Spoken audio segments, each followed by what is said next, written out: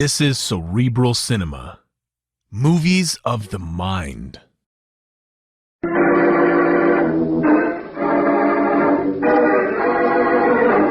Miss Perry, I want you to take a look at this picture of Barclay's body. No, please. All Nick wants to know is whether Mr. Barclay was lying in that same position when you left the cabin. Stop talking about it.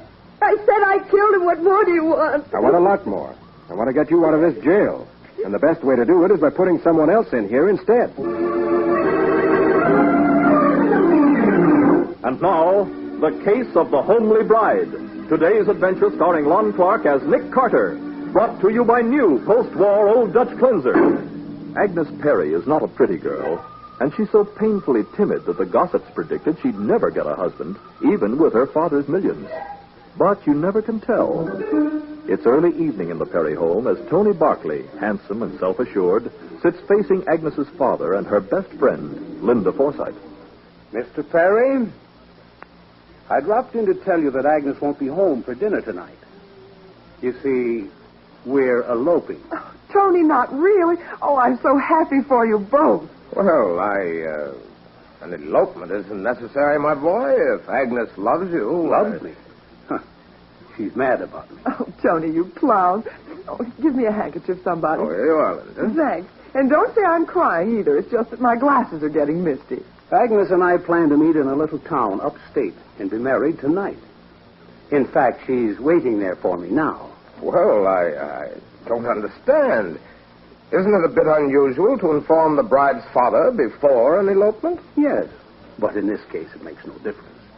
You couldn't stop us if you wanted to. But I don't want to, my boy. Of course, I don't know you very well, but just before you came here from the West Coast, we had a letter from my old friend, Judge Hamilton. I know. A letter telling you that I was a fine young man. Plenty of money, good family. How did you know that? I wrote the letter myself. What? And since Judge Hamilton has been abroad, naturally, you haven't been able to check up on me. You wrote that letter? Yes. Forgery is one of my many accomplishments. You should ask the police about me.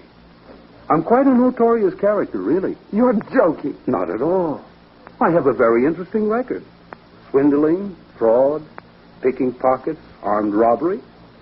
Of course, those were when I was younger and my methods were more crude than they are now. Barclay. Incidentally, my real name is Tony Blaze. What's the point of all this? Well, I was thinking. It's going to be a wonderful story for the newspapers. Millionaire's daughter weds criminal. I'm beginning to understand. You think I'll pay you not to marry my daughter, is that it? Precisely. The only way to stop the wedding now, Mr. Perry, is by writing me a check for $100,000. $100,000? Why, you're out of your mind. Mr. Perry, you know what would happen to a sensitive girl like Agnes if she married this man. You can afford the money. For Agnes' sake, pay him and... I'll give you $10,000 and not 1 cent more. Oh, no. Marrying Agnes will be much more profitable than that. Tony, you're not serious. Oh, but I am, my dear. I've just decided in a few months Mr. Perry will be willing to pay twice $100,000 for a nice, quiet divorce, if I make Agnes unhappy enough. And believe me, I can, and will. Linda, call the police. Stay where you are, Miss Forsythe. That revolver doesn't frighten me. If either of you charming people tries to stop me, I'll show you I'm not bluffing. If you dare to marry her... Suppose you tell me all about it when I return from my honeymoon, Miss Forsythe.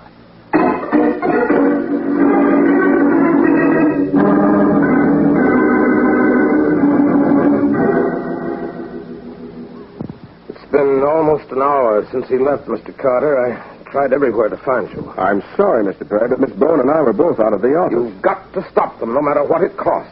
Well, it isn't money that's important now, Mr. Perry. It's time. Well, they can't get married tonight, Nick. Even if they could get a license, there's a 3-day waiting period in this state. If he doesn't have a license already, Patsy. Yeah. And if they plan to get married in this state. Oh, if there were only some way to warn every minister and justice of the peace in this part of the country and to tell them... Wait a minute. Huh?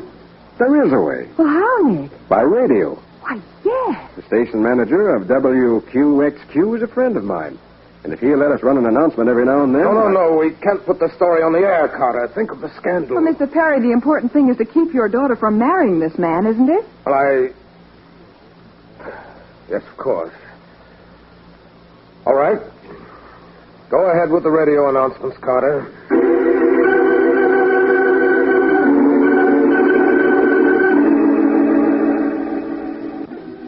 I, Agnes, take thee, Anthony, to be my lawful wedded husband, to love, honor, and cherish so long as we both may live. Then by the virtue of the power vested in me, I now pronounce you.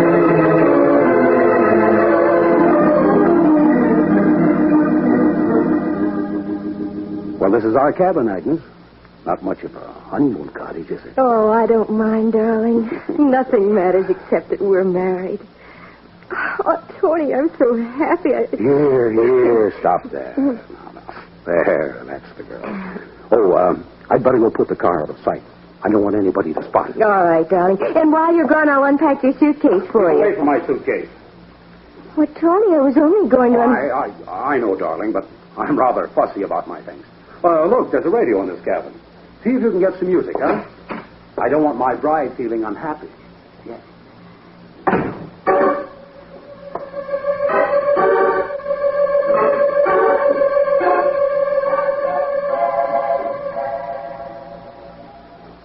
Are believed to be in the vicinity of the state line. We ask all ministers and justices of the peace who may hear this broadcast not to marry any couple answering the description we have just given you, and to communicate with the station immediately. The man has boasted that the marriage is merely an attempt to extort money from the girl's father, and that he has a long criminal record. Oh. Your cooperation may Oh, I prevent a won't believe tragedy. We now resume our midnight musicale. But why did he act that way about the suitcase? As if he had something in it that he didn't want me to see.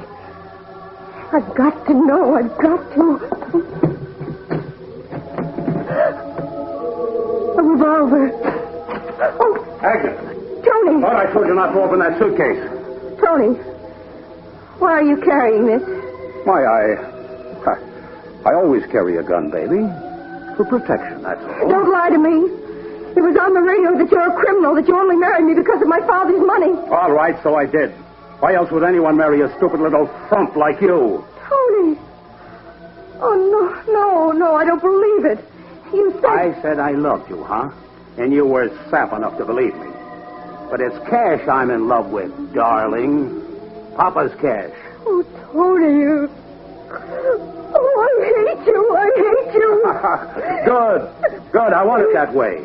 You're going to hate me a lot more unless Papa pays up. I won't stay here a minute longer. I'm going home. Well, no, you're not. Take your hands off me.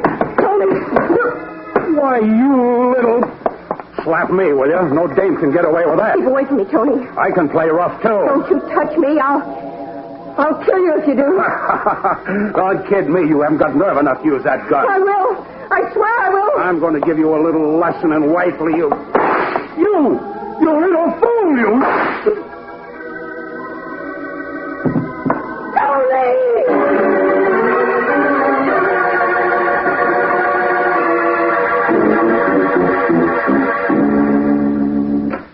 Mr. Perry, well, where have you been? Do you realize it's 8 o'clock in the morning? I've been walking the streets for hours.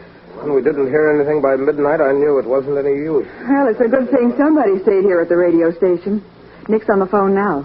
You mean they've been found? I think so. Listen. I see. Well, thank you, Mr. Megley. Yes, I'm sorry, too, but it was good of you to call. Goodbye. Who was it, Carter? A justice of the peace from upstate. What? He heard the announcement on the morning newscast. A justice of the peace. You mean they're married? Yes. Oh. He said he performed the ceremony at 10:30 last night. I see. Well, I suppose there's nothing to do now but go home and wait. Oh, I'll get it, Patsy. You better go tell the announcer not to broadcast any more of those notices. All right, Nick. Nick Carter speaking. This is Linda Forsythe, Mr. Carter. Is Agnes' father there? Oh, yes, just a moment. For you, Mr. Perry, Miss Forsythe. Oh, I asked Linda to stay at my house last night. Wonder if Agnes has called her. Hello, Linda. Mr. Perry, I have wonderful news. Agnes is back. She's there at the house now? Yes, she must have come home during the night sometime. Is that man with her? No. One of the maids found Agnes asleep in her own room a few minutes ago. But she's locked herself in and won't talk to me. I think... Never mind. We'll be home in 10 minutes.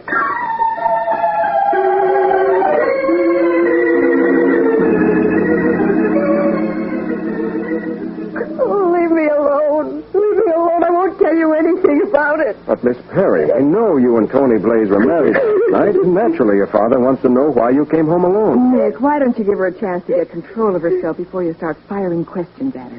Maybe you're right, Patsy. Perhaps you'd feel better if you had some breakfast, Agnes. I don't want anything. I beg pardon, Mr. Perry. Yes, Gordon? There's a gentleman who insists upon seeing Miss Agnes. My daughter isn't seeing anyone. Tell him to go away. It wouldn't do any good if he did tell me, Mr. Perry. Sergeant Matheson. Hello, Patsy. Hi, Nick. Hi, Matty. What are you doing here? Official business, Nick. What do you mean, official business? I didn't send for the police. The police? No, I didn't do anything. Of course not, dear. He isn't here to see you. That's where you're wrong, Mr. Perry. I'm here to arrest your daughter on suspicion of murder.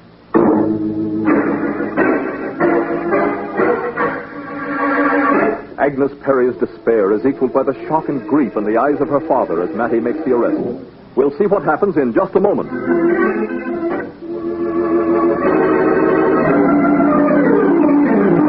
Now, back to The Case of the Homely Bride. Today's adventure with Nick Carter, brought to you by new post-war Old Dutch Cleanser. It's a couple of hours later, and at police headquarters, Agnes Perry is giving her version of what happened in the tourist cabin the night before. When Tony admitted that he only married me in order to get money out of Father, I said I was going home. He grabbed me And you had a fight. That's when you fell against the chair near the bed and broke your watch, wasn't it? No, there wasn't any fight. I noticed the crystal is missing from your watch. And we found thin pieces of curved glass near that upset chair. I don't know anything about that. Okay, go ahead. What time was all this? Well, about 12:30, I think. Yeah? Then what happened? Well, I broke away from him, ran outside to my car, and drove home. And during the time it took you to get in the car, start the motor, and put it in gear, why didn't he catch up with you? Well, he didn't try. He only chased me as far as the door. He chased you to the door, yet you still found time to stop and pick up your coat? No, I didn't. I just ran. I didn't stop for anything. Okay. Now I'll tell you what really happened. You fought with Tony Blaze about 3 o'clock. No. Not 12:30, because the medical examiner says he was shot sometime between 3 and 4 a.m. It was 12:30, I tell you. Huh? I mean, that's when I left the cabin. Oh, and when you broke away, you didn't run out the door. You picked up that gun of his and shot it. No, I didn't. After that, you didn't need to hurry, so you got your coat and purse, walked out to the car, and came home. It's a lie. I didn't shoot him. All right, then why are your fingerprints all over the gun, and only your fingerprints? I told you. I found it in his suitcase. I picked it out. Excuse me, Matty. Yeah, Nick? I suppose you've had ballistics check the revolver to be sure it's the one that killed Tony Blaze? Well, naturally. All 3 bullets came out of the same gun. We dug 2 out of the wall, the one that missed him completely and the one that grazed his head. There was a 3rd bullet in his heart. And, I see. Oh, why are you so sure it happened at exactly 3:15? Because, Nick, something aroused the woman who runs the camp. She realized later it must have been the shooting, of course. She looked out her window and saw Miss Perry here leaving. Wearing a coat? Yeah, a white coat you could see a mile off. That's how the woman knew who it was. Miss Perry was wearing that same coat when she checked into the place. She's lying. I left my coat at the cabin when I ran out. It's not there now, Miss Perry. But I Oh, wait a minute. Let's forget the coat a minute, Matty. Huh? About the time element. Couldn't the woman be mistaken? No, not a chance, Nick. In the first place, she looked at her clock. In the second place, she wasn't even home until after 2:30. Oh. You see, Nick, none of the other cabins were rented last night, so the woman went into town to a party. I see. Now, look, Miss Perry, everybody knows Tony Blaze was a king-size heel. So maybe if you would admit the truth... I won't admit anything. You're trying to trap me. Okay, then. I'll have to hold you for the grand jury. And I hope you've got a better story then than you have now.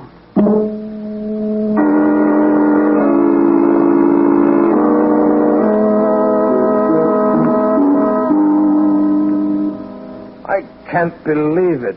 Agnes accused of murder, policemen here in my home searching for evidence. Please don't worry, Mr. Perry. No jury will ever convict Agnes under the circumstances. Maybe they won't, Miss Forsythe, if she'd admit the circumstances. And if she sticks to the story she told at headquarters, she may be charged with first-degree murder. Well, you're probably right, Carter. Even I can see that Agnes is lying. But why should she lie about such unimportant things? The time and whether or not she was wearing a coat. She's hysterical, that's all. You don't know Agnes as I do, Mr. Carter. She's always been terribly shy, frightened of everybody. How long have you known her, Miss Forsythe? Well, only about 6 months, really. But we've been like sisters. Oh, Nick, What's the matter, Patsy? I asked Gordon, the butler, you know. Oh, yes, I know. Well, I asked him to come down here and tell you what he just told Sergeant Matheson. Tell him, Gordon. Well, sir, it's just that I heard Miss Agnes come home last night. Then why didn't you tell somebody, Gordon? You knew how frantic we all Well, were. I'm sorry, Mr. Perry, but I didn't know it was Miss Agnes at the time. I thought it was you, sir. Why should you think that? Could that have been Miss Forsythe here or one of the servants? Oh, no, sir. The only persons with a latchkey are Miss Agnes, Mr. Perry, and myself, sir. Anyone else would have to ring the doorbell.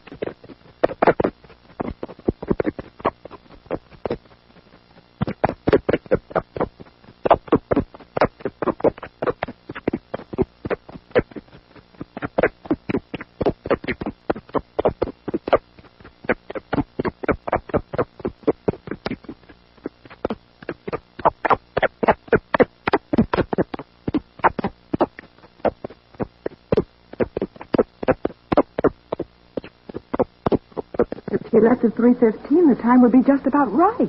That's what I was thinking. Well, Nick, I found it. What matter? The white coat Miss Perry said she didn't wear home. She tried to burn it in the furnace, but there's still plenty left for identification. And look at those blood stains. Is that Agnes's coat, Mr. Perry? Yes, I'm afraid it is. And it's the last piece of evidence needed to smash that story of hers to smithereens.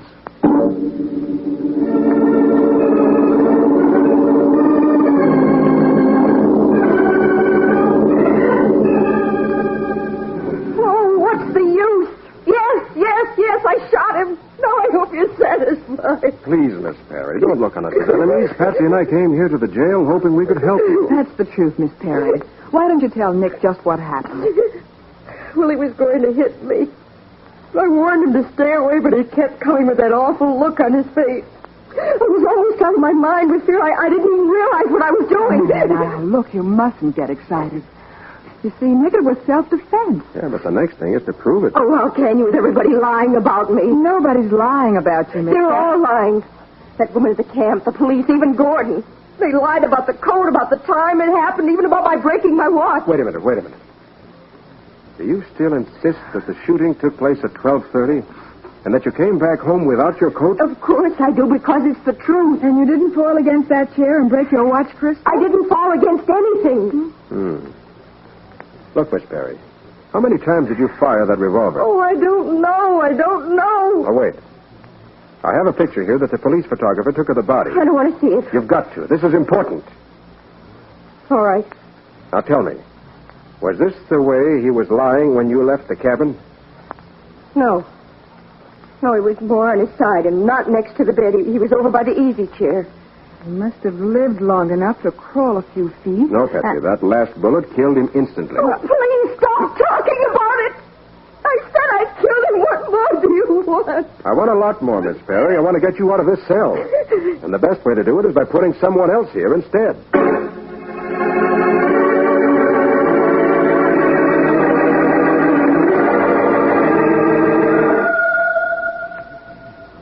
Hello, Sergeant Matheson. This is Patsy. Nick just got back to the office, and he wants to know whether you have any report on those fingerprints yet. And the broken glass, too, Patsy. Oh, yes, the glass fragments, too, Sergeant. Okay, I'll hold on. You've gone for the report now, Nick. Good. Why this sudden interest in fingerprints? You know the only prints on the revolver that killed Tony Blaze was Agnes's. I know, but these are different. I got one of them from a teacup, and the other off the lock button on the Perry's front door. Off the what? A little button on the lock that you press when you want to leave the door off the latch. But what the... Oh, yes, Sergeant. They were. And how about the glass? I see. Yes, I'll tell him. Goodbye. What did he say? Those fingerprints were both made by the same person, but it wasn't Agnes Perry. That's what I hoped for. And how about the pieces of glass? Well, it seems that Agnes is telling the truth about her watch, at least.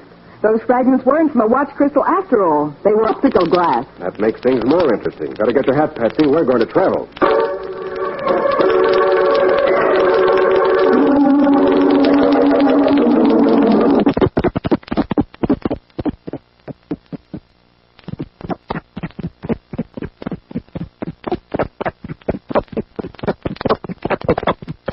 idea it was so mountainous. Do you really think you can do anything to help Agnes, Mr. Carter? I do.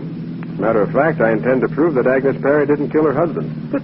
But she confessed. I know she did, but I found a fingerprint on the latch button of the front door that's going to convict the real murderer. I don't understand. Here's the turn, Miss Forsythe. Oh. I almost missed that. Yeah. And you turned right, Miss Forsythe. I told you to make a left turn. Oh, how stupid of me. I'll turn around. No, never mind. The tourist camp is on this road. But how did you know? Why, I didn't. What's the news to go over the cliff? It's all right. I just swerved to avoid that dog. I didn't see it until it was almost under our wheels. You almost gave me heart failure. Must be 100 feet down to the river. Miss Forsythe probably didn't notice the dog because she doesn't see so well without her glasses, Patsy. My glasses? How did you know that I... You usually wear them while driving, don't you? Well, of course I do, but... But they're broken, aren't they, Miss Forsythe? You broke them last night in the tourist cabin where you killed Tony Blaze. That's utterly ridiculous. You say you've never been over this road before? I haven't. Yet because you were excited, you took the right-hand turn, even though I purposely told you to turn left. That doesn't mean anything. I'd say it means you made this same trip before. Last night, when you slipped the latch on the front door of the Perry home so that you could get back in unobserved. I did no such thing. Oh, yes, you did. Your fingerprint was on the push button of the automatic lock. The same print you left on the teacup this afternoon. Suppose I did touch that push button.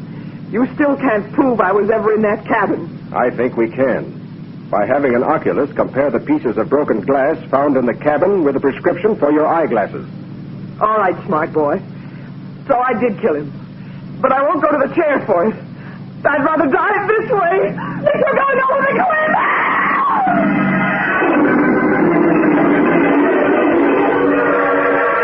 Linda Forsythe twists the wheel of the speeding car toward the edge of the cliff with its 100-foot drop, intending to kill not only herself, but Nick and Patsy as well. We'll see what happens in just a moment.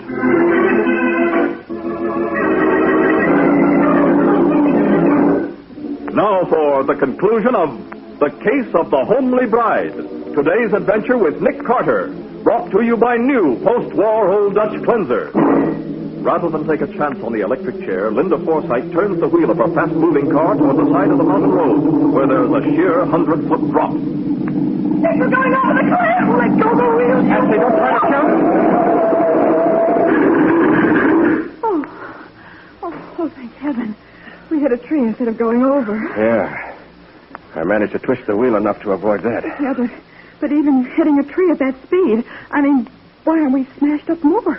I managed to get my foot on the brake and jammed it down hard. Why did you have to go snooping around? They'd have acquitted Agnes, but... But it made me a different story for you. Why did you kill Tony Blaze anyway? He double-crossed me.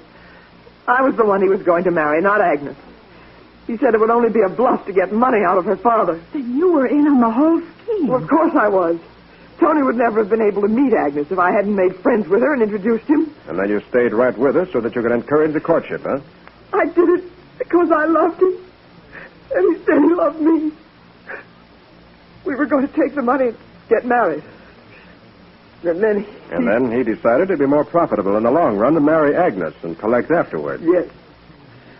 I knew where they'd gone, so I came up here to have it out with him. And then he got nasty. He hit me. So it was you who fell over the chair and broke your glasses. Yes. I must have gone crazy. I grabbed up the gun. But Agnes said she shot him. She did. What? One bullet went wild and another grazed his head and made him unconscious. He'd just come out of it a little while before I got there. And you got the idea of putting the blame on her, huh? Yes. I was sure her fingerprints were still on the gun. Tony was still groggy. He didn't notice what I was doing. So I picked it up with my handkerchief. And finished the job. Then you put on Agnes's white coat before leaving the cabin so that if anyone saw you, they'd think it was she. That's right. Oh, Mr. Carter, what do you think they'll do to me? I don't know, Miss Forsythe. But since you're so fond of wearing Agnes Perry's clothes, we'll see how that prison uniform of hers will fit you.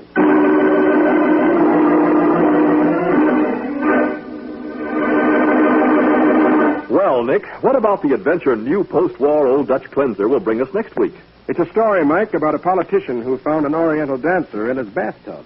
dead. And Nick didn't like the costume the corpse was wearing because it exposed an uneven suntan. But what's suntan got to do with murder? It had plenty to do with this one, Mike. Along with a jealous wife and a sideshow barker and an old-fashioned political rally. Well, now, that sounds like quite an adventure. What do you call it, Nick? I call it The Case of the Candidate's Corpse.